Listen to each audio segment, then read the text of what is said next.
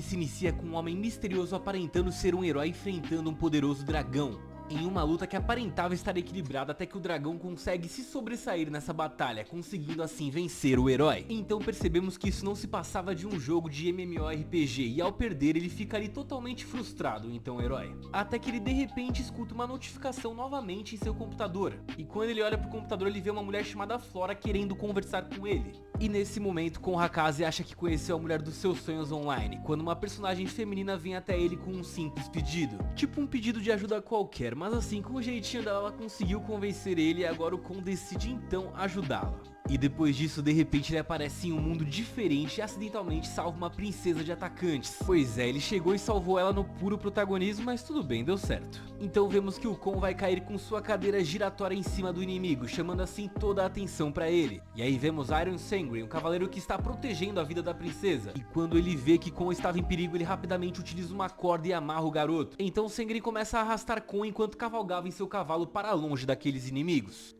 E após parar em uma floresta, os guardas da princesa começam então a questionar Hokaze. E bem, ele nem sabia como tinha parado ali, e muito menos sabia como voltar pra casa, então ele ficou sem saber o que dizer. Então ele decide acompanhar a princesinha e os seus dois guarda-costas para encontrar algumas respostas naquele mundo. E Sangren dá uma rápida introdução sobre o mundo em que eles estão agora, e o Hokaze ainda se mantinha muito confuso sobre o que estava acontecendo. E ele estava tão perdido que até achava que tudo aquilo ali era uma simulação criada pela CIA. E enquanto isso, o líder inimigo chamado Eric questiona o que aconteceu com o seu tenente. E então ele começa a escutar tudo o que tinha acontecido durante a emboscada para capturar a princesa. E isso faz com que Eric se interesse por Kon, desejando encontrar ele pessoalmente para ver o quão forte ele podia ser. Pois é, o cara que ele derrotou na sorte era bem poderoso aparentemente. Mas depois disso voltamos novamente para o grupo do Kon, e eles estão ali novamente seguindo o mesmo caminho que estavam antes. E durante o caminho eles começam a conversar sobre o motivo pelo qual eles estão transportando a princesa. Então Mariandali finalmente diz que eles estavam indo até a capital com a princesa, pois ela estava indo se casar com o Lord Jaglabard.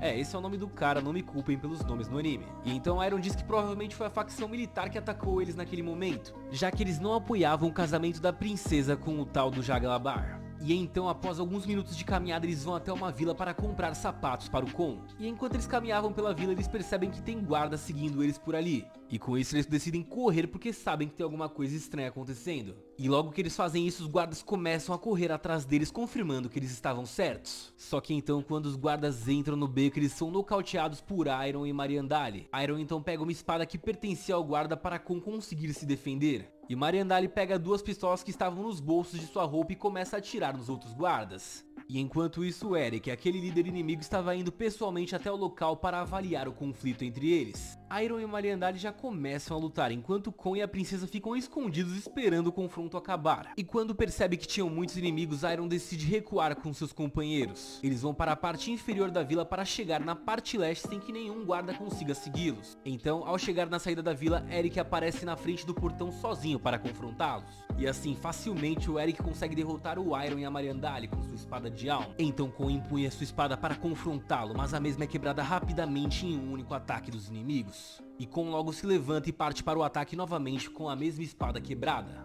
Eric fica bem empolgado com a determinação do garoto, então ele começa a utilizar uma técnica para tentar tirar a vida de Kon rapidamente. E de repente algo inesperado acontece, Kon dá um chute nas partes inferiores de Eric. E dessa forma ele mostrou a fragilidade de todo homem e conseguiu derrotar o inimigo com apenas um ataque. Então novamente eles começam a escoltar a princesa. Porém Kon havia conseguido obter a espada de alma do tal Eric. E a princesa agora designa Kon para ser um de seus cavaleiros, participando agora oficialmente da jornada. E após esse conflito, Eric acorda em um hospital para descobrir que ele sofreu um grave ferimento na sua parte inferior. O estrago do chute foi tanto que o Eric teve que fazer uma cirurgia nos órgãos inferiores. Então isso deixou o Eric bastante nervoso, obviamente. Ele até prometeu que iria de alguma forma tirar a vida do Kon por causa de toda aquela humilhação. E pra piorar tudo, o cara ainda tinha roubado a sua espada, então ele tava realmente bem pistola com o Kon. E agora de volta à cidade, vemos Kon juntamente com seus companheiros começando a conversar a respeito do que iriam fazer. Afinal de contas, agora eles estavam sendo perseguidos enquanto se alimentavam.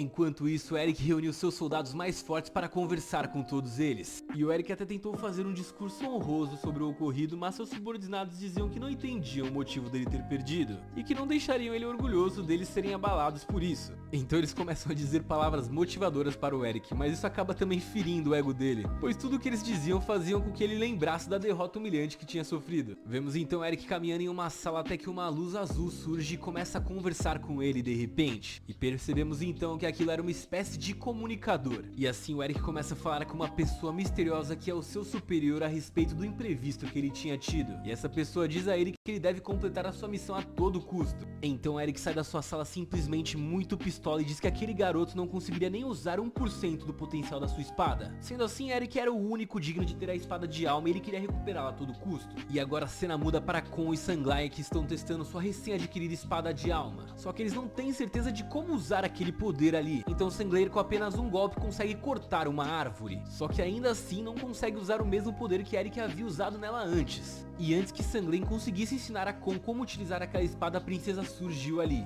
chamando ele para ir a outro lugar para que eles pudessem conversar a sós. Então, sem ter outra escolha, né, o Kon obedece o que ela pediu porque ela é a princesa. Então a princesa leva ele para uma das torres da cidade e começa a explicar a ele como funciona aquele mundo onde eles estão. E bem nessa hora uma explosão acontece, surgindo um canhão de guerra que estava atirando na torre para tentar derrubá-los. E vemos que o responsável por estar pilotando o tanque é o Eric. E por sorte ele estava destruindo as torres que não tinha ninguém. Isso então deu a oportunidade para que Kon e a princesa conseguissem sair daquele local sem ferimentos. Eles se juntam com os outros, mas não demora muito para que Eric consiga encontrar aquele grupo. E então o confronto entre eles finalmente acaba acontecendo. Eric começa a utilizar projéteis do tanque para tentar acabar com eles. Só que ainda por estar abalado por causa da cirurgia que tinha feito, Eric começou a errar, quase acertando seus próprios aliados. Então ao criar coragem e empunhar a espada, Kon consegue energizar a espada com a energia de alma, fazendo então com que ela brilhasse assim como quando ela havia sido empunhada por Eric. E então ao avançar em direção ao tanque, o Kon tropeçou em uma pedra e deixou a espada cair. E quando ele pegou a espada novamente, ele percebeu que ela tinha mudado de forma completamente. Agora ela tinha se tornado um martelo de repente. Mas ainda assim determinado, Kon então correu em direção ao tanque. E novamente com apenas um golpe no chão ele conseguiu criar um grande impacto. O golpe foi tão forte que ele conseguiu praticamente ilhar o tanque, deixando ele inutilizável.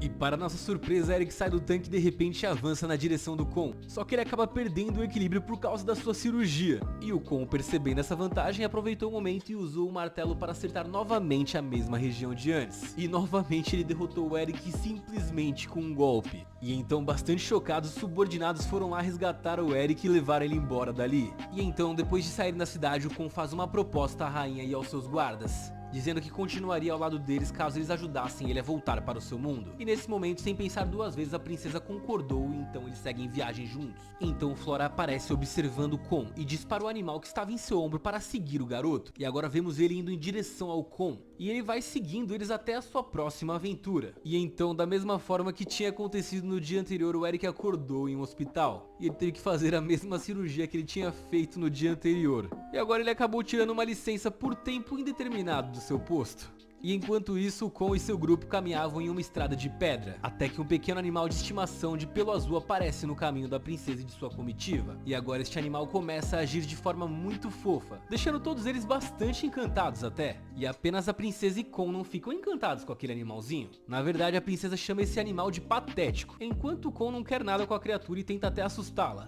Só que devido a um evento em seu passado com outro animal de estimação, ele não conseguiu, meio trauma assim. E nesse momento o animal de estimação acabou se tornando parte do grupo e foi acompanhando eles por toda essa aventura, algo no qual o Kon não conseguiu impedir, mas ele apenas aceitou, já que não tinha outra escolha. E agora a cena muda para a facção militar, onde a gente vê que eles estão conversando a respeito do Eric, já que ele tinha sido derrotado 2 vezes pelo mesmo jovem, e que a única coisa que eles podiam fazer é simplesmente acreditar no líder deles. Então, voltando ao grupo do Kon, eles encontram um local para passar a noite, finalmente. E então, no outro dia, o Kon sentiu algo pesado em seu peito, que até impedia ele de respirar. E quando ele abre os olhos, ele percebe que é o animal azul que estava observando ele com olhos vermelhos. E isso deixou o Kon simplesmente apavorado. Então, depois disso, durante todo o dia, o Kon focou seus esforços para conseguir capturar ou tirar a vida daquela criatura. E ele tentou de diversas maneiras conseguir atingir o objetivo, mas sempre surgia algum imprevisto no caminho dele. Até que Mariandali reuniu todos e perguntou a Kon o motivo pelo qual ele não gostava do pequeno animal. E então ele responde que tem alergia a animais de estimação, mas ninguém acreditou na história dele. Então Kon tentou novamente contar uma outra mentira, mas Mariandali diz pra ele contar logo a verdade. E então ele contou que quando era criança ele estava andando de bicicleta até que começou a chover, e de repente ele passou por um matagal e escutou um ruído fraco vindo na direção dele. Então ele olha para o arbusto e percebe que tinham dois gatos ali, um branco e outro preto. Encantado com aquilo, o jovem Kon pegou os dois gatos e os levou para casa. E ele fazia de tudo, dava tudo que podia para os gatos. Ele cuidava deles da melhor maneira, mas não importava o que ele fizesse, os gatos não gostavam dele de jeito nenhum.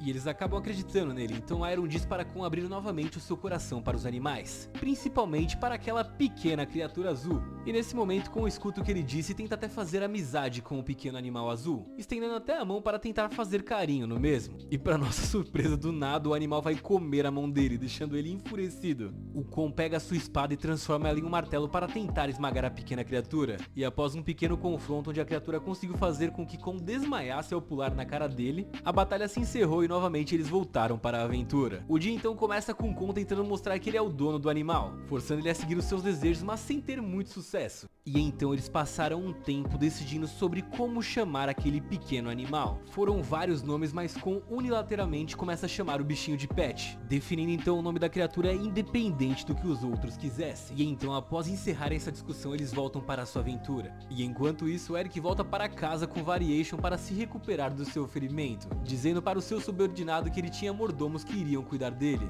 Então não era necessário que o Variation ficasse ali do lado dele. E sim, o nome do cara é Variation, não estou brincando. E quando eles se aproximam da porta da casa, Eric encontra sua noiva Emilia esperando por ele. E Emilia diz estar muito preocupada com seu noivo, questionando sobre o que tinha acontecido com ele. O Eric não consegue contar nada e nem a verdade pra ninguém do seu ferimento. Ele até mesmo fica assustado quando Emilia se dispõe a passar uma pomada no seu ferimento. E assim, né, já que não estava totalmente curado, mas ele ficou bem envergonhado com isso e saiu da sua casa, juntamente com o seu subordinado e sem dizer nada para sua noiva. Pois é, o cara negou a massagem pra sair por ali com o subordinado, olha só a situação. Mas Emilia aparece na porta da casa novamente, então o subordinado convida ela para passear de carro com eles. E então ela aceita apenas para passar mais tempo com o Eric. E as coisas ficam ainda mais complicadas quando Emilia diz que gostaria de ter filhos com Eric, deixando com que ele se lembrasse dos seus conflitos com o Kon, no qual provavelmente ele estava agora impossibilitado de ter filhos. E quando eles voltam para casa eles encontram Limpus e Gabriela, que traçam um plano para reviver o nome de sua família contando com a ajuda de Eric. Então para isso elas saíram e arrastaram ele para um duelo fraudulento quando esse plano acabou falhando. E aí Limpus convoca diversos adversários para tentar lutar contra o Eric, mas todos acabam sendo derrotados rapidamente, então sem ter escolha, Limpus tentou chutar as partes inferiores do Eric, só que não teve efeito nenhum nele, ele apenas ficou irritado, mas não sentiu dor dessa vez. Então Eric dá um soco em Limpus, derrotando ele instantaneamente, e agora o subordinado o questiona como ele foi capaz de resistir a tudo aquilo. Então Eric apenas diz que passou por um treino para poder resistir a esse tipo de dor nas partes baixas. E nesse momento eles voltam para casa, onde Eric se despede de sua noiva e parte novamente para se reunir com seus subordinados. E de novo ela deixa ela para trás para ir com os caras por aí. Mas agora eles vão bolar um próximo plano para conseguir recuperar a espada do chefe e também derrotar o Kon finalmente. E no começo do anime vemos o jovem Shun Azanaga, que está acordando em uma manhã qualquer com a luz do sol brilhando em seu rosto através das cortinas fechadas do quarto. E pouco depois disso Shun está em uma loja de pedras e a gente vê que ele é meio obcecado por isso. Ele fica ali vendo os cristais o tempo inteiro e inclusive o proprietário vai lá conversar com ele. E pra alegria do Shun, o proprietário diz que aquelas pedras tinham acabado de chegar e ele revela pra ele todos os nomes daquelas pedras. Pois é, aqui no centro de São Paulo tem uma galera que assim como o Shun gosta muito de pedra também. Enfim, o Shun fica bastante interessado em tocar um dos cristais e então o dono acaba dando um pra que ele toque. E então o Shun começa a admirar o cristal contra a luz do sol quando um sino alto toca por ali. E esse sinal basicamente significava que o Shun tava se atrasando e ele tinha que correr pra escola. E então o Shun promete que volta depois da escola pra comprar aquele cristal que o dono tinha mostrado pra ele. Então mais tarde naquele mesmo dia o Shun está conversando com sua mãe sobre o cristal que tinha visto, notando que era como se houvesse um mundo totalmente novo dentro daquele cristal. E pra nossa surpresa a mãe dele também parece entender bastante de cristal, porque ela adivinha facilmente que aquele cristal ali era um quartzo de jardim.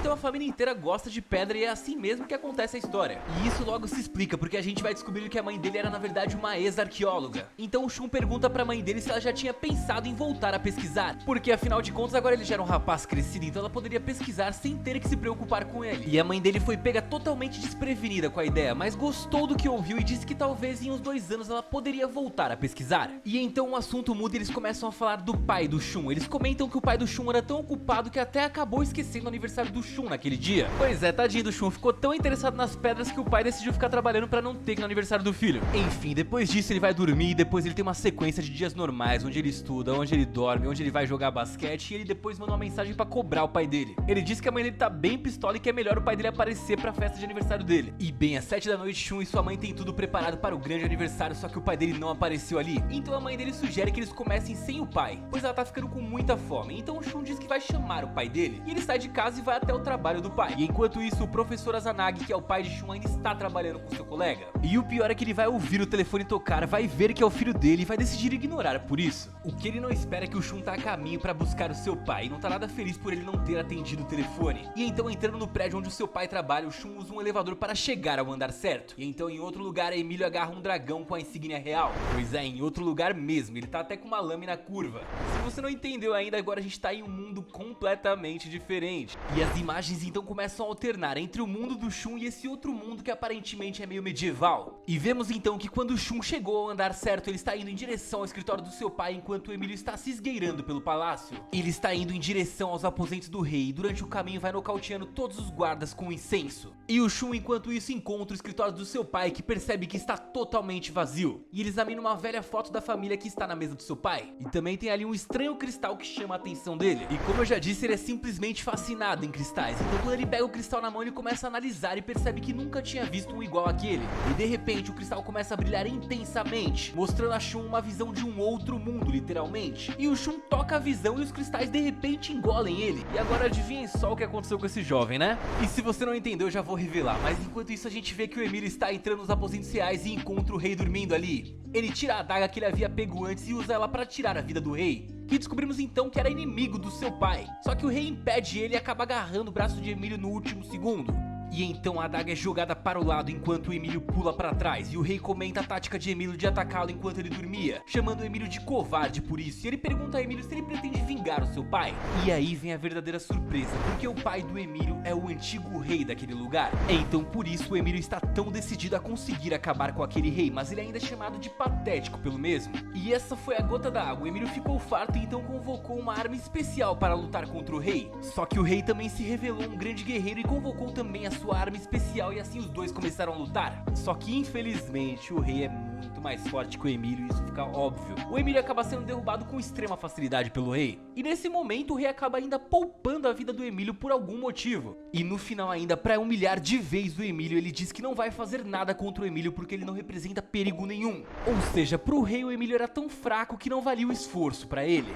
E sendo assim, após a sua derrota, o Emílio acaba sendo mandado para uma masmorra e lá fica relembrando de quando era criança. Enfim, muito tempo depois o Emílio está treinando sozinho, mas de repente o rei passa ali por perto com os guardas. E o Emílio olha pra cara do rei jurando que está quase na hora de acabar com ele. E então, enquanto está lamentando por ter perdido para o rei, de repente uma luz brilhante começa a aparecer do lado oposto da parede da prisão de Emílio. E de repente o jovem cai e Emílio questiona Shun como ele tinha entrado ali na masmorra. O que não faz o menor sentido porque o Emílio tinha visto o cara simplesmente surgindo ali do nada. O ponto é que os dois começaram a não entender nada do que estavam acontecendo e começaram a fazer perguntas um pro outro que nenhum sabia responder. Só que do nada eles vão ser interrompidos pela chegada dos guardas. E então os guardas também vão começar a questionar o Shun de como ele tinha aparecido ali. E eles apontam uma arma pro Shun, só que de repente uma luz brilhante aparece em seu peito. E então uma espada vermelha brilhante aparece de repente. E assim está revelada a espada lendária que o Shun já possuiu assim que chegou no Novo Mundo. E sim, a espada é tão poderosa que o Shun conseguiu nocautear os guardas e libertar o Emílio da prisão em um acidente. O cara nunca tinha lutado, mas aquela espada era mesmo muito poderosa. E enfim, os dois saíram correndo da prisão juntos. E logo que eles vão saindo correndo dali, a cena muda novamente pro pai do Shun, que está entrando em seu escritório. E ele fica bastante preocupado a perceber que o cristal não está mais por ali. E pra ajudar a situação dele, a esposa ainda ligou e perguntou se o Shun estava ali com ele. Pois é, o coroa tá simplesmente encrencado, mas vamos focar na história do Shun, que tá muito mais interessante. O Emílio revela que o palácio é cercado por um muro bem alto, mas que ele tem um plano pros dois conseguirem escapar dali. O que tá dificultando todo o trajeto é que o Shun ainda está com a sua arma especial, e então o Emílio explica pra ele como ele pode guardá-la. E assim o Emílio abre caminho para uma rota secreta através de uma parede gigante. E agora a dupla caminha calmamente, deixando o palácio para trás. Até que de repente eles são parados por um Zuziano, que é simplesmente um cara meio animal que parece um leão. E o Emílio vai começar a brigar com esse bicho estranho e vai chamar o Shun pra tentar ajudá-lo. Só que agora o Shun não sabe como invocar a sua arma especial novamente. E a situação do Shun não tá nada fácil, porque do nada o bichão vai começar a atacar ele. Só que no último segundo, antes de perder a vida, ele consegue invocar sua arma. Só que o Shun agora não tá com a mesma coragem de antes. Ele não parece mais o protagonista que venceu todo mundo enquanto tava na cela. Ele está simplesmente com muito medo e o Emílio vai lá tentar ajudá-lo, até que os dois são empurrados num rio próximo pelo leão. E bem, o leão já tava pronto pra acabar com os dois, só que de repente chegou um monstro marinho e revelou que o rei disse pra que ninguém encostasse nas crianças. E assim os dois jovens vão boiando embora dali até que eles acabam chegando em uma espécie de esgoto. E felizmente eles conseguem assim escapar do palácio até que o Shun pergunta se eles estavam seguros ali. E o Emílio diz que o Shun agora está em Endra, que é o nome daquele reino onde eles estão, obviamente.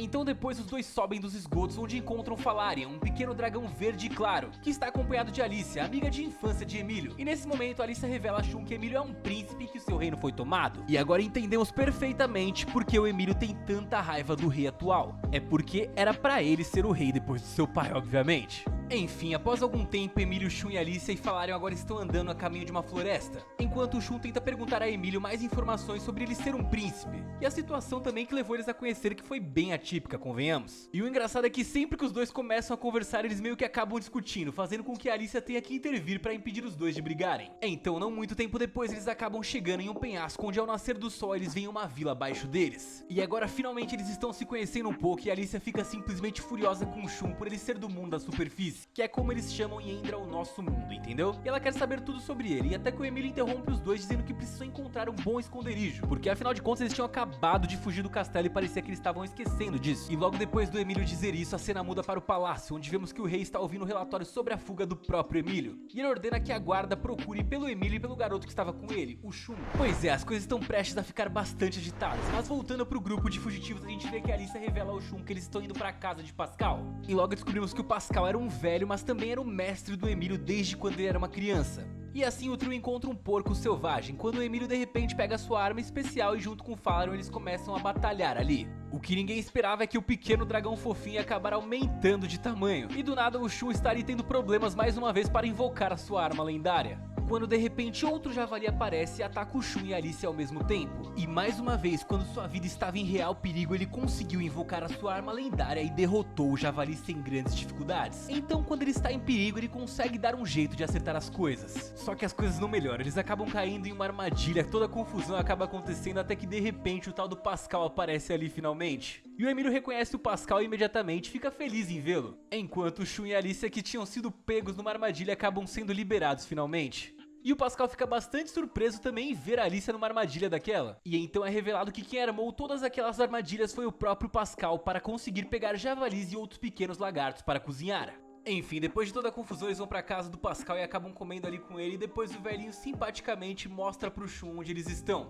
Ele abre um mapa de Endra e acaba explicando pra ele a localização exata. E o Shun fica surpreso ao descobrir que Endora está na verdade dentro da Terra. Então aquele lugar que eles estão na verdade se chama Adamas. Então é um Isekai, mas vamos dizer assim, eles ainda estão na Terra, só que em uma parte que é inacessível pra todos.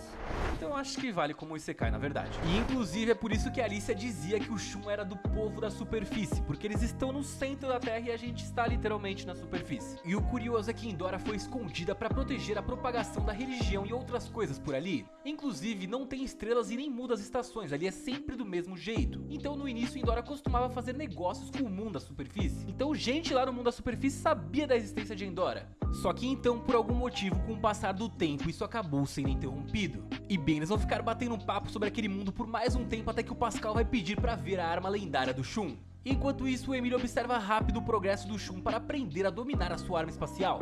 E agora o Shun descobre que nem todos em Endora são capazes de invocar uma arma como aquela. A habilidade na verdade não tem nada a ver com a sua habilidade ou posição social. O motivo para algumas pessoas terem uma arma especial como a de Shun é desconhecido até então. E a Alicia também tinha uma arma especial. Inclusive, o Falarian, aquele dragãozinho, era a própria arma especial da Alicia. E o Pascal também explica ali pro Shun que essas armas especiais são criadas por energia chamada partículas Warp, que só existem ali naquele mundo mesmo. E o mais interessante que o Shun descobre nessa conversa é que existia a Torre da Babilônia, que ligava aquele mundo ao seu mundo. E então o Shun aprendeu bastante sobre aquele mundo e também sobre como ele poderia finalmente voltar pra casa. E enquanto isso a coisa está bastante complicada. O rei está conversando com o seu principal cientista e ele fala justamente sobre a Babilônia e como fazê-la funcionar. E a Babilônia, lembrando, é o que liga aquele mundo ao nosso mundo. Então, por algum motivo, esse rei mal encarado aí tem algum interesse em vir pro nosso mundo e a gente tem que descobrir mais sobre isso. Só que antes que a gente possa descobrir, de repente o exército e os cães finalmente vão alcançar o Shun e o Emílio. E infelizmente a casa do Pascal onde eles estavam vai acabar sendo destruída.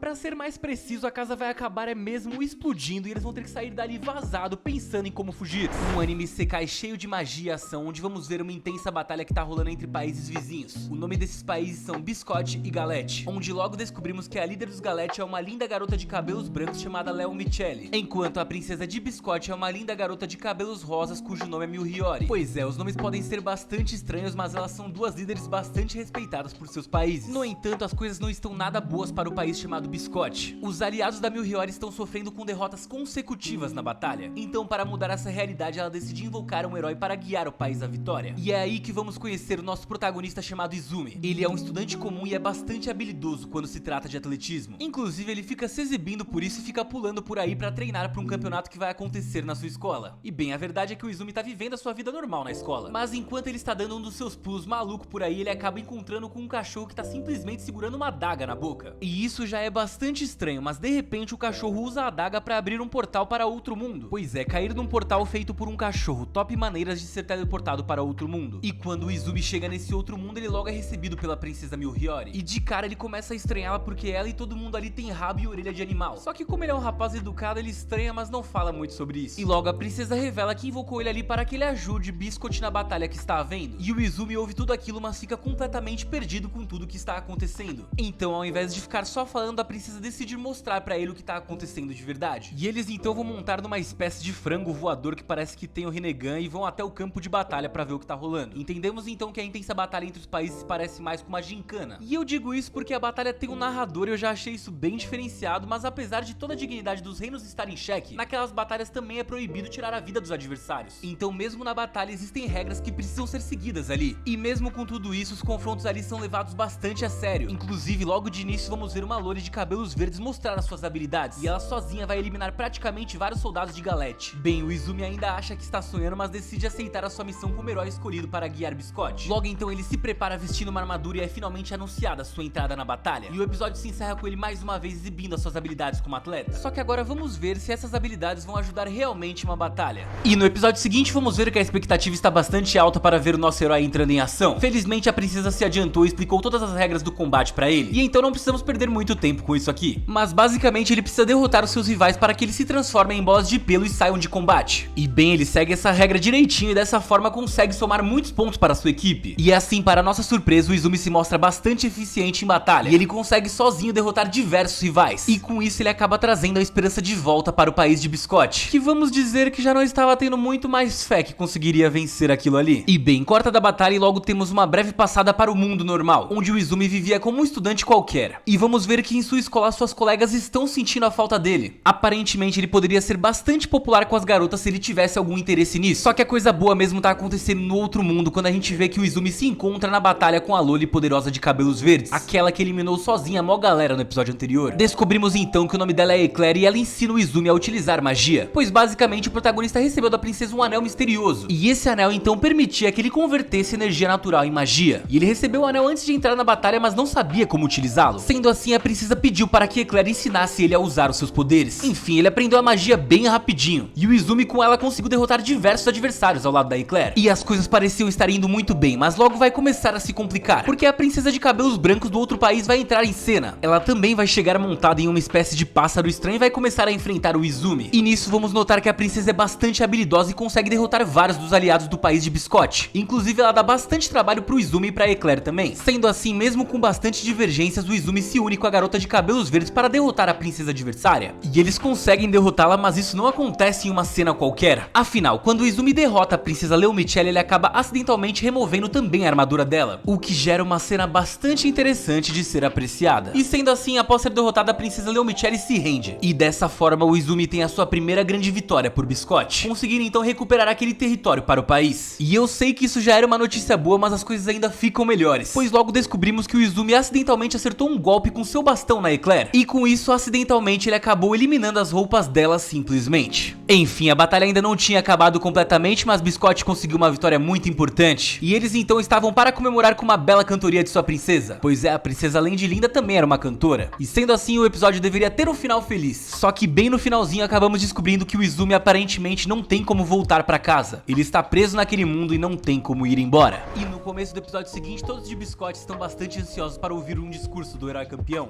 porém o Izumi está tão abalado por não poder voltar para casa que nem consegue falar. E a princesa de Biscotti que invocou o Izumi ali também tá bastante preocupada, e ela também está se sentindo culpada porque foi ela que invocou ele ali. Então ela pediu para uma amiga dela que era uma cientista pesquisar uma maneira de levar o herói de volta para o seu mundo. Enfim, enquanto não tem como ir para casa, o Izumi está passando um tempo com a Eclair, e ele recebe um pagamento dela pela sua colaboração na batalha. Então temos uma breve explicação onde ela diz que as batalhas rendem dinheiro para os países envolvidos, e com isso os países conseguem usar o dinheiro que recebem a cada vitória para construir hospitais e outras coisas importantes. É um momento estratégico do anime para mostrar um pouco mais do mundo onde o Izumi estava vivendo, e que até então parecia que ele viveria para sempre, inclusive. Só que de repente vai surgir a cientista que está buscando uma maneira de levá-lo para casa, e ela vai ter uma novidade, pois apesar de ainda não ter uma maneira certa de como levá-lo para casa, ela conseguiu criar um amplificador de sinal, e com isso o Izumi conseguiu usar o seu celular mesmo daquele mundo. Graças a isso o protagonista vai conseguir falar com a sua amiga de infância que está no nosso mundo normal, e ele avisa ela que ficará um tempo ausente. E eu gostei que nesse anime pelo menos o protagonista se importa em falar que vai ficar fora por um tempo. Na maioria dos casos ele só vai pra outro mundo e ninguém mais sabe dele. E a princesa Miuhiyori, fofinha como é, ficou bastante feliz em saber que o herói tinha conseguido se comunicar com seu mundo. Então com a consciência mais leve ela finalmente começou a se preparar para o seu grande evento celebrando a vitória. E como vocês já perceberam, nesse anime o clima costuma ser bastante amistoso até mesmo entre os países rivais. Só que a princesa de Galete não está disposta a ir ao festival para prestigiar a vitória dos seus adversários. Inclusive logo descobrimos que o irmão dela está tramando em segredo um plano para pegar o Izumi de surpresa, e assim começar uma emboscada e uma briga com ele. Só que enquanto o clima é de pura tensão do lado dos derrotados, a princesa Miuhiyori por outro lado está relaxando em um delicioso banho, até que ela acaba sendo surpreendida pelo Izumi. Coitadinho do herói, ele acabou se confundindo e entrou no banheiro errado, dando de cara logo com a princesa em sua melhor forma. E assim, o Izumi tá com tanta moral por ali que mesmo tendo sido ele que entrou no banheiro errado, a princesa então simplesmente se desculpou com ele e deixou ele tomando banho no lugar dela. Então, sem ter escolha, o Izumi ficaria relaxando no banho por um tempo antes de se preparar para o grande festival. Mas ele só consegue ter paz por alguns minutos, pois logo ele escuta um grito da princesa vindo de fora da casa de banho. Então ele imediatamente corre para ajudá-la e ver o que tá acontecendo. Logo descobrimos então que um grupo de garotas bem bonitas estava pegando a princesa por ordens do príncipe rival, aquele cara que eu disse que estava procurando briga com o Izumi. E esse príncipe bem folgado ainda disse que só entregaria a princesa de volta se o Izumi aceitasse um duelo 1 contra 1 com ele. E o episódio então se encerra com o Izumi aceitando o desafio e tendo apenas algumas poucas horas para resgatar a princesa antes do festival.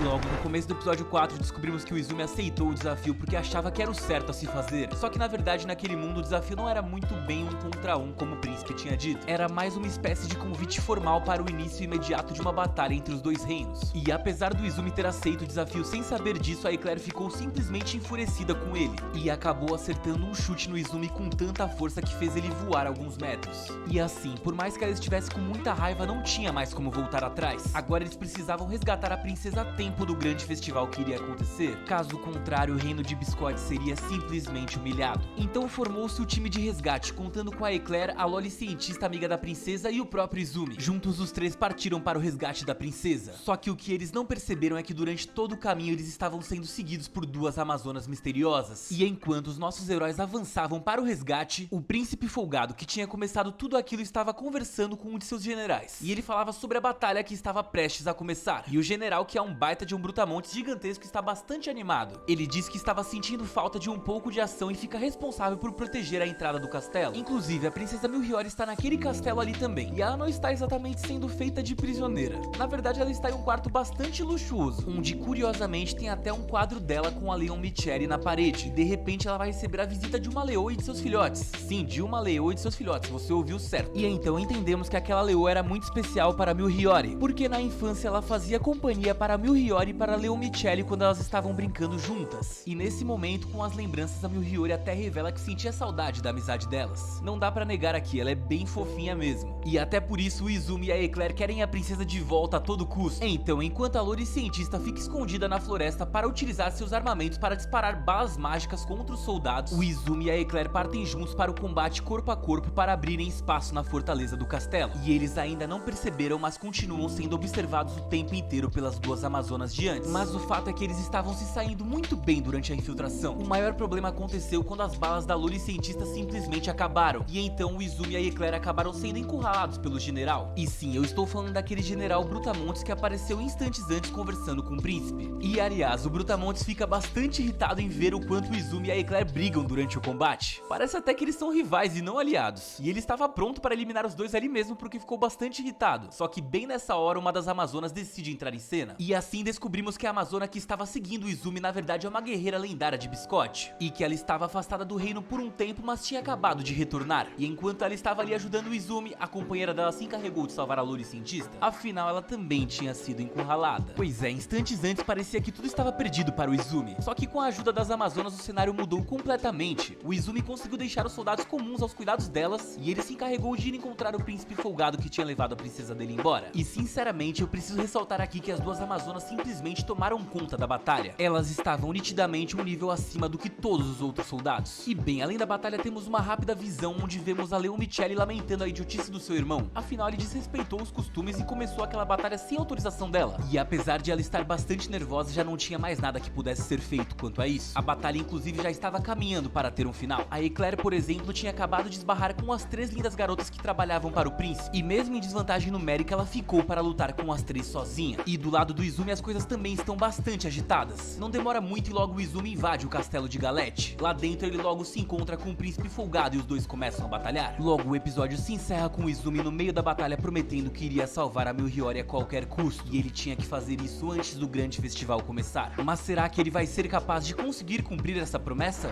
O anime começa em um reino com diversas naves e mechas que estavam averiguando se o local estava seguro de invasores, pois este seria o dia da coroação de Lashara, um evento importante no qual não poderia ser impedido. Diversos cidadãos se reuniram em apenas um lugar para conseguir assistir à coroação, e ela ia acontecer em um local que aparentava ser ruínas com um gigante mecha destruído atrás. A cerimônia então começa. Lashara juntamente os personagens começam a ir na direção do altar para ser coroada, e quando ela recebeu a coroa, três figuras misteriosas que estavam observando a cerimônia dizem que Lashara é seu alvo. E naquela mesma noite, enquanto Lashara conversava com seus empregados em uma ilha flutuante, o ataque dos invasores começa. Um Seikijin branco é visto próximo à ilha e então Shiai, uma das guerreiras do reino, vai até o seu sem rosa para enfrentar o inimigo. Na parte superior da ilha, o Seikijin branco e o rosa começam a lutar, e enquanto acontecia este combate do lado de fora, dentro do castelo um novo inimigo surgiu, derrotar facilmente os aliados de Lashara. O Ahane de repente surge montado em uma Seikijin e consegue proteger Lashara, e então uma batalha se inicia entre os Seikijins. O Ahane conseguiu destruir o ombro do Seikijin azul inimigo quando prestes a pensar que tinha vencido, um Seikijin preto apareceu e salvou o momento. E enquanto isso, o Seikijin branco e a rosa ainda continuam lutando, até que o Ahane surge na batalha para ajudar a Shiai a derrotar o Seikijin branco, deixando agora ele em uma desvantagem numérica clara. Com uma grande determinação de ainda se manter vivo, o garoto que estava no Seikijin branco libera agora o limitador, se tornando ainda mais poderoso depois disso, e o Seikijin branco consegue agora derrotar as suas duas inimigas, mas o seu Seikijin vai aos poucos se destruindo por estar no limite. Por estar exausto, o garoto acaba desmaiando, falhando assim na sua missão. Shiai corre em sua direção, pegando novamente sua espada para acabar com ele de uma vez, mas Lashara o impede. No dia seguinte, o garoto acorda em uma prisão e Shiai está observando ele. Eles então começam a conversar sobre o que tinha acontecido na noite anterior, e ela ameaça de tirar a vida dele caso ele não obedeça as ordens que mandarem. Algum tempo depois, enquanto Shiai e Lashara estavam conversando, a irmã mais velha de Shiai chega em Seikijin, dizendo que estava lá para proteger Lashara caso o novo invasor urgisse. Então Shiai começa a conversar com sua irmã, dizendo informações que eles possuíam até o momento inimigos, dando detalhes de como tinham enfrentado o Seiki e como tinham capturado também o piloto. E nessa mesma noite, o Liat foi visitar o jovem garoto que estava preso, levando alimento e questionando o nome do jovem. E então finalmente descobrimos que o nosso protagonista se chama Kenshi. E enquanto Kenshi e o Liat conversam, todos os outros estavam naquele castelo urbano, tentando também escutar as informações sobre o Kenshi. E após uma breve conversa, o Liat deixa Kenshi indo a sós em sua jaula. E mais tarde naquela noite, Kenshi escuta uma voz familiar o chamando, e ao olhar de onde vinha a voz, ele percebe que é um de seus companheiros. Na verdade, Doll, uma mulher que estava pilotando o Seikijin preto. Ela o tira da gaiola e o leva até o seu líder, que utiliza um Seikijin azul. E após um breve diálogo, Kenshi descobre que ele foi enganado este tempo inteiro. Ele foi enganado por aqueles que diziam ser seus seus amigos e também pelo líder que havia prometido ajudá-lo a voltar para o seu mundo. E nesse momento ele percebeu que nada daquilo era verdade. E antes mesmo de tentarem tirar a sua vida, Kenshi começa a atacar o seu ex-líder e todos os seus subordinados. E enquanto isso acontecia, Doll apenas observava Kenshi derrotar todos e fugir do lugar onde estavam reunidos. O ex-líder de Kenshi entra em seu Seikijin azul e consegue encurralá-lo. E sem ter outra escolha, Kenshi acaba se jogando em uma queda livre. Mas uma das aliadas de Lashara, chamada Aura, que estava rastreando os inimigos, o salva. Pois é, o protagonista já tinha gastado a ficha do Isekai. Se acontecesse alguma coisa com ele agora, eu não sei onde ele ia acabar acordando. Então o inimigo começa a persegui-los, mas ao perceber que estava em desvantagem por ter 3 contra apenas o Seikijin, ele no último momento acaba decidindo recuar, fazendo que os outros 3 também recuassem. E após alguns instantes, a Aura é recepcionada por Chiaya, Lashara e Wanhale, e outras servas da rainha Lashara que estão por ali também. A Aura carregava Kenshi inconsciente consigo e aparentemente estava doente. Maxia, que chegou alguns minutos depois, percebe rapidamente que Shin estava mesmo doente, dizendo que ele estava com alguma doença endêmica chamada Roderriatoré. Pois é, parece que eu falei francês, mas é o nome da doença que a menina falou. E pela doença, o Ahari então deduz que Kenshi era de Ena, uma outra localidade, porque a doença era comum local. Elas então levam ele até uma cama e discutem sobre como elas poderiam curá-lo. E elas até chegam a uma conclusão de como curá-lo, porém elas não têm o remédio que precisam para isso. E então Maxia e Aura se disponibilizam para irem buscar esse tal remédio nos seus robôs. E então, alguns instantes após Maxia e Aura partirem, 3 Seikijins inimigos começam a atacar novamente a Ilha da Rainha, com exceção de Chiaya, que de alguma forma ainda se mantinha confiante. E ela então sozinha decide enfrentar os 3 Seikijins que estavam atacando. E naturalmente, com a desvantagem numérica, ela acabou tendo mais dificuldade para contar eles, o que acabou resultando em uma derrota rápida ali. E então, em um outro lugar, enquanto Aura procurava a cura para Kenshi, surge Doll, e ela está com seu Seikijin preto e começa um confronto no meio de uma floresta, deixando Aura em completa desvantagem naquele momento. E de volta à Ilha Voadora, vemos que Chiaya estava prestes a ser derrotada também, até que de repente o Ahani surge como uma espécie de tanque e atira disparos poderosos em seus oponentes, conseguindo então dar um apoio incrível para Chiaya. E então a cena muda novamente para Aura, que agora está fugindo com seu Seiki enquanto demonstrava estar muito fraca, e prestes a desmaiar em plena fuga, Aura decide ativar um campo de força, fazendo com que o Seikijin preto fosse repelido e impossibilitado de se movimentar. E após Aura descansar por um curto período de tempo, Maxia aparece para ajudá-la e juntas elas voltam para a base, chegando no meio do confronto que estava acontecendo ali, porém dessa vez restando apenas o Seikijin azul como inimigo. E agora, sem escolha, o Seikijin azul foge novamente do combate, permitindo assim que Aura conseguisse preparar o remédio sem interrupções por algumas horas. E depois disso, Kenshi consegue acordar com uma recepção de todas as personagens, sendo que elas meio que deram as suas vidas para curá-lo. No outro dia, Kenshi é convidado por Lashara para acompanhá-la até a Terra Sagrada. Ele fica um pouco receoso com o convite, mas acaba aceitando. E enquanto se preparavam para o seu próximo destino, Lashara explica para Kenshi o que é a Terra Sagrada, dizendo que é uma zona sagrada criada pelos deuses que a protege, existindo até mesmo uma academia onde alunos treinam para se tornarem mestres com robôs Seiki. Então, depois de entrarem no elevador, eles chegam na tal Terra Sagrada, o que deixou Kenshi bastante impressionado. Depois que Lashara explica algumas regras e conceitos do lugar, eles finalmente chegam na academia. Em meio à entrada da academia, Lashara é recepcionada por Dami Hermes, um estudante no qual parece ser uma pessoa muito gentil e educada, mas Chiaya sente algo familiar nele, percebendo que ele poderia ser o responsável pelo ataque. Isso mesmo, aquele último ataque que quase destruiu tudo, mas ela guarda essa suspeita consigo, não revelando nada. E a Lashara, após se despedir do suspeito, começa a apresentar algumas partes do colégio pro Kenshi, até que eles se encontram com uma jovem chamada Maria, que é a rainha do reino de Avonia, e ali conversando por um longo tempo. Após terminarem de discutir, Chiaya, Lashara e Kenshi decidem voltar para o gramado do colégio para conversarem, e ali ensinam para Kenshi como funciona este novo mundo no qual ele teria que viver, pelo menos até ele conseguir uma outra forma de voltar para a origem. E depois de verem uma luta de Wanhale, eles acabam indo para os seus dormitórios para se prepararem para um evento que iria acontecer ali em breve. Mas como estava muito curioso, Kenshi decide explorar os campos do colégio sozinho, até que foi atacado por 2 homens enquanto estava explorando uma floresta. E para nossa surpresa, Kenshi consegue assumir o controle deste confronto, até que Aura surge e diz para os homens pararem de atacar Kenshi, e ele então descobre que tinha invadido um lugar proibido e por isso que estava sendo atacado, então se desculpou. E sabendo que o garoto tinha um coração puro, Aura permitiu a entrada dele nesse local sempre que ele desejasse. Pois é, ele entrou sem querer, mas agora ele tinha permissão para entrar sempre que tivesse vontade. E após uma longa conversa com Aura, Kenshi parte sozinho novamente pela floresta. Enquanto caminhava, ele encontra o Lich deitado e com a aparência. E nesse cenário assustador, ele acabou rapidamente oferecendo ajuda. O Lich então conta para o garoto que ele apenas desmaiou. Kenshi então oferece o chá de aparência duvidosa que é acabado de preparar, e assim que o Lich toma, ele acaba desmaiando. Ficando ainda mais preocupado, Kenshi o leva sem demora para a enfermaria do colégio. Enquanto o Lich está na enfermaria, descobre que ele é o tio da tal Damier que tinha aparecido, e que aparentemente estava planejando algo muito, mas muito grande. Porém, este seu projeto ainda iria demorar, pelo que ele falava. Depois de um tempo, Kenshi vai até o escritório de Ulich para ver como ele estava, e para conversar com ele a respeito de como funcionavam as leis daquele novo mundo, e para também entender sobre os seus deveres neste novo colégio, servindo como um servo da rainha Lashara, dizendo que não desejava se casar e que este mundo funciona de uma forma completamente diferente em que ele vivia. E ressaltando aqui, ele disse de novo que não queria se casar. Só que o Lich percebeu e ficou bem interessado em entender os motivos pelos quais o Kenshin estava falando tanto sobre casamento. E ele então começa a tentar descobrir se o Kenshin estava gostando de alguma garota daquele mundo, e questionando se de alguma forma ele teria a intenção de se casar com esta mulher misteriosa. E isso acabou deixando o Kenshin ainda mais desconfortável e envergonhado durante aquele relatório. Porém, logo em seguida, o Lich o confronta dizendo algumas palavras para que Kenshin se mais confortável. Também ele estava frente a um novo mundo com leis e regras novas às quais ele devia se adaptar para que ninguém soubesse de sua origem. Então, naquele mesmo dia, só que à noite, Lashara se preparava para se banhar em uma banheira exageradamente grande, enquanto seus amigos estavam na ilha flutuante arrumando o aquecedor de água que tinha sido quebrado durante o ataque. De repente, Kenshin acaba caindo em um dos canais de água, fazendo com que ele fosse levado até o quarto de banho. Mas o que ele não previa era de que Lashara estaria nesse exato local se banhando. Após esse mal entendido, Kenshin juntamente com Xia levaram uma advertência de Maya, uma das serventes da rainha Lashara, e eles então voltaram aos seus para descansar. No dia seguinte, todos os alunos foram à cerimônia de entrega dos diplomas do Ki, onde Xia receberia o seu diploma também, sendo assim oficializada como uma mestre Seiki junto a outras alunas. E após receber seu diploma e uma tiara de orelhas de gato, Xia fica muito orgulhosa da sua conquista, ao contrário do nosso protagonista, que achou aquele acontecimento engraçado por ela estar usando orelhas de gato. Esse anime aqui se passa na época antiga do Japão, durante as grandes batalhas, e ele foi criado pelo mesmo autor da série Hellsing, então vocês podem esperar bastante ação aqui, beleza?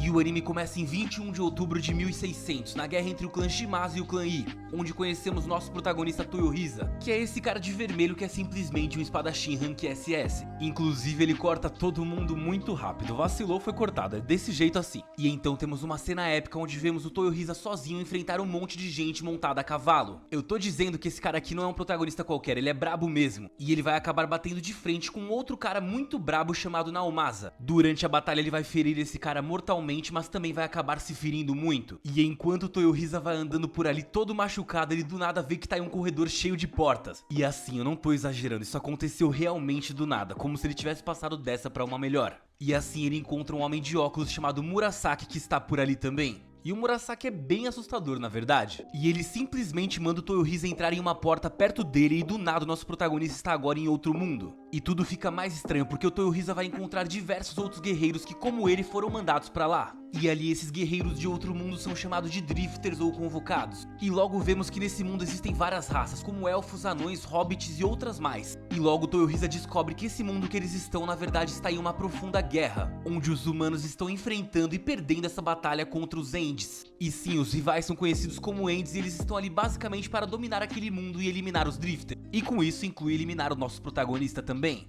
E a maior questão aqui é que os Ents têm um número muito maior de criaturas ao seu lado. Pra vocês terem uma ideia, eles têm até dragões como aliados. E tadinho do Toyohisa, que antes estava lutando com lance e escudo achando que era o brabo. Agora ele vai ter que lidar com essas criaturas mágicas pela sua sobrevivência. Só que não vamos esquecer que ele é um espadachim rank SS, então ele vai dar um jeito de lidar com toda aquela situação. E bem, naquele mundo o protagonista vai acabar se aliando com os drifters, e eles estão sempre buscando outros drifters para derrotarem os Ents, pois só assim eles conseguiriam salvar aquele mundo e também, principalmente, se salvar. E nesse primeiro episódio também temos uma cena épica onde vemos alguns elfos salvando o nosso protagonista. Isso porque depois de ser invocado ele estava quase partindo dessa pra uma melhor. E se isso acontecesse, eu acho que ele não teria um outro mundo pra reencarnar, mas é só um palpite meu. E inclusive foram eles que levaram o protagonista até os outros drifters. E no episódio 2 a gente vê que o Toyohisa compensa eles salvando a vida deles contra os Ents. E isso acontece numa cena épica de combate, simplesmente. Pois é, a vila desses elfos acaba sendo atacada por uma galera realmente do mal, e daí começa uma briga épica entre o Toyohisa e essa galera. E os caras são do mal mesmo, porque eles não se importam se tem criança ou mulher na frente dele, nada disso. Então vamos dizer aqui que o Toyohisa é um mal necessário para impedir esses caras de fazerem maiores atrocidades. E tipo assim, o Toyohisa dá conta do recado sozinho, mas ele fica completamente pistola ao ver quem está comandando o ataque rival. E vemos então que quem está comandando aquele ataque é um tal de Aran, que também é um espadachim bastante habilidoso. E aqui você esperaria o que em um anime genérico? Provavelmente uma cena onde o protagonista teria grandes dificuldades pra vencer o cara, não é verdade? Só que isso não acontece em Drifters, muito pelo contrário, a gente vê que o Toyohisa sola o cara praticamente em um só movimento. E ele ainda entrega o Aran pros elfos pra que eles façam o que eles quiserem com ele. Pois é, protagonista anti-herói nós temos por aqui também. E então vemos que Toyohisa tinha se unido a outros dois personagens que também eram Drifters. E mais do que isso, também eram figuras históricas reais do Japão, como por exemplo o lendário Oda Nobunaga. E também um outro cara chamado Naso, braço que parece na verdade uma mulher. E eu preciso ressaltar aqui que aqueles formam um trio de ferro juntos, porque todos foram guerreiros incríveis, portanto eles meio que se reconhecem por terem feito parte dos mesmos clãs, só que em épocas totalmente diferentes. E então nós vamos conhecer uma personagem chamada Izzy, que parece ser a responsável por levar os Ents para destruir e conquistar aquele mundo. Ela é basicamente uma waifu que vai encontrar o cara de óculos que mandava as pessoas para aquele mundo. E eles meio que têm uma rixa que ainda não dá para entender direito até aqui. E então descobrimos que o que acontece ali é que na verdade cada um vai mandando pessoas para aquele mundo para tentar impedir o outro de conseguir o que quer. Então eles estão meio que numa batalha interna e as pessoas que eles invocam para ali são meio que peões para eles cumprirem os seus objetivos. E parece que isso rola há bastante tempo, pois temos vários